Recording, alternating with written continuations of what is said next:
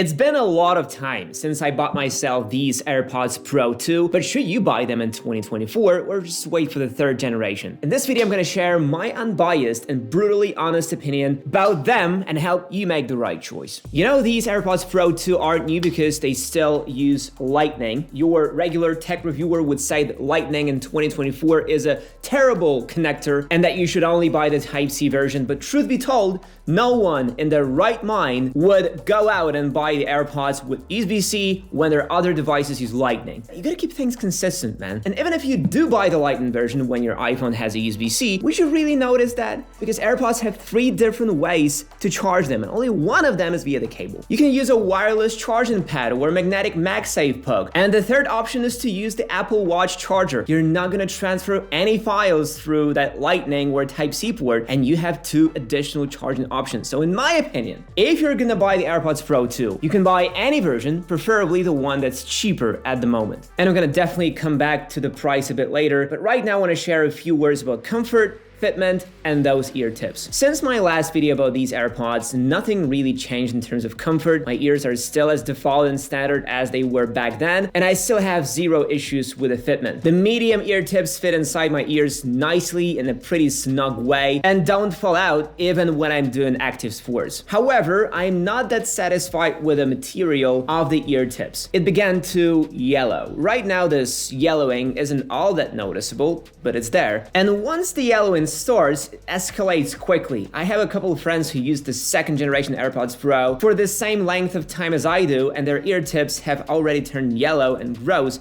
Also, when ear tips get yellow, they become more fragile, so if you decide to swap them for the new ones, you better be careful to not snap them in half. Another issue that I've managed to avoid has to deal with the charging of the earbuds themselves. On the 1st gen AirPods Pro and some units of the 2nd gen Pro, the earbuds with time develop a loose connection, and if you leave them in the case for the night, you may wake up in the morning and have one AirPod at 100% charged and another one at 0. As I said, I somehow managed to avoid this problem, but I know some people who sold their AirPods Pro just because of this. My advice would be to keep your AirPods away from salt water or sweat, or at least wipe them clean with a paper towel after the workout. You don't want that corrosion on the contact pins. And by the way, if you do like MagSafe charging and accessories to keep your AirPods and iPhone safe, I have something to show you. An invisible tripod stand by Moft. This is by far the coolest MagSafe accessory I ever tested. A tripod the size of a wallet. It's super small and compact, designed for daily use. It doesn't take much space in my pocket, and I can put my phone anywhere I like on any flat surface. And open it up is super fast. Here.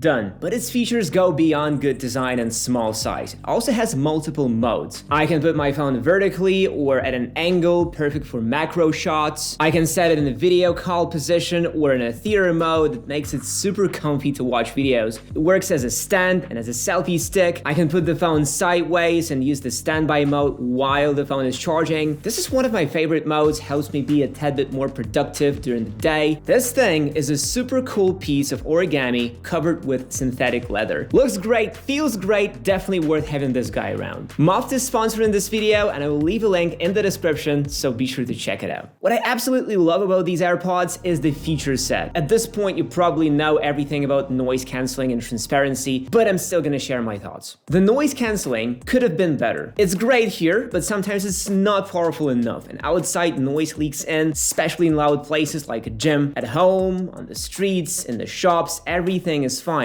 Though I would appreciate an option to customize the strength of noise cancelling. The transparency mode is also great. I don't use it that often, but on a few occasions, its ability to quickly cancel out loud noises has proven to be very useful. Like you're walking the street and an ambulance with sirens drives by. The AirPods manage to cancel it out even though the mode is set to transparency. This is a really nice feature to have, especially if you're someone who's very much into transparency mode. Personally, 99% of the time I use the noise cancelling mode. Probably the most underrated feature of the 2nd gen gen AirPods Pro is the adaptive audio. Basically, what this mode does is intelligently blends transparency and noise cancelling depending on your surroundings. It's not like that adaptive transparency I've talked about earlier. This feature works in a different way. It uses sensors and microphones in your phone and your AirPods, plus some machine learning magic to determine where you are and what you're doing, and then intelligently adjust the balance between transparency and noise cancelling.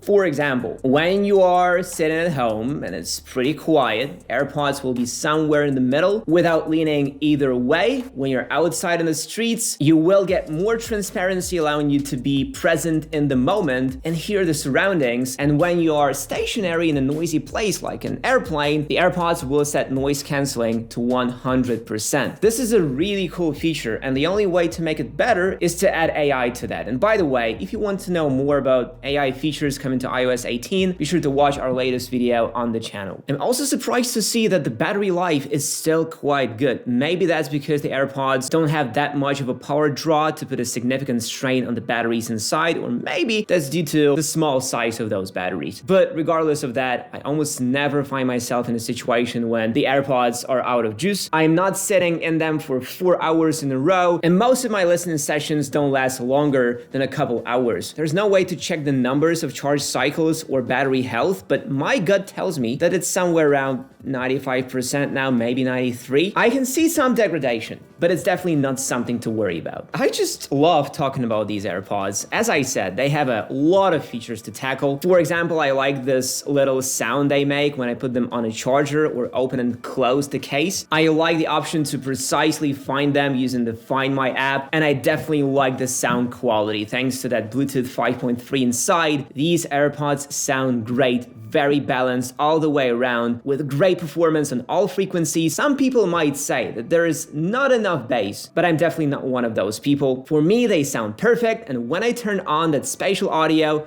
it all gets 10 times better. I feel like I'm in the middle of a concert and the band is playing all around me. Though I'm not a huge fan of the head-tracked spatial audio, not my cup of tea. And as I promised, a few words about the price. Apple sells them for $250, but you can often find them way cheaper on Amazon, Best Buy, and so on. I don't think you should buy them directly from Apple. Try to find a good deal, save yourself some money. These AirPods are already 1.5 years old, and you definitely shouldn't pay a full price for them. And now we should talk about the third generation of AirPods Pro, because it promises to be even better. The design of it is likely gonna stay the same. Even though Mark Gurman claims them to be redesigned, there is not that much room for improvement here. Apple will not turn them into beans because the stem is just too comfortable and convenient. The case should also stay pretty similar to what we have now. Type-C isn't going anywhere. The lanyard loop is here to stay, and the speaker will surely stay too. The differences will most likely be purely internal. We could see an updated U2 chip inside the case rather than the current U1 chip. Likewise, we could see a new H3 chip in the AirPods Pro 3 earphones because Apple debuted the H2 chip with the AirPods Pro 2. Replacing the U1 chip with the U2 chip could expand our options for locating the AirPods Pro 3 case in the Find My app. If Apple ships the AirPods Pro 3 with an H3 chip, we will surely see improved noise cancelling and adaptive transparency, as well as more clever adaptive audio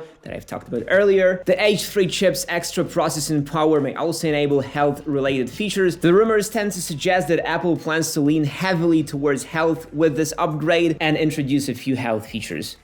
AirPods Pro 3 will likely retain the same $250 price point as the previous generations. As for the release date, that's where bad news starts. An optimistic time frame for the AirPods Pro 3 release is September 2024. Industry analyst Meng-Chi Kuo reports that the next-gen AirPods will ship in the second half of 2024 or the first half of 2025. Waiting until 2024, 2025 makes sense given how nearly 35 months passed between the release dates of the AirPods Pro 1 and Pro 2. Also, in Mark Gurman's report as of October 25th, he states that the AirPods Pro 3 will arrive a year after the AirPods 4 launch in 2024. This in turn means 2025. As I said, bad news. So, should you buy the AirPods Pro 2 right now? Absolutely. I've used mine for many months now and couldn't be happier. Great noise cancelling, good microphone quality, decent battery life, and perfect ecosystem integration. But again, try to find a good deal on them. And if you don't have the iPhone 15 with USB-C, you can just buy AirPods with a Lightning port.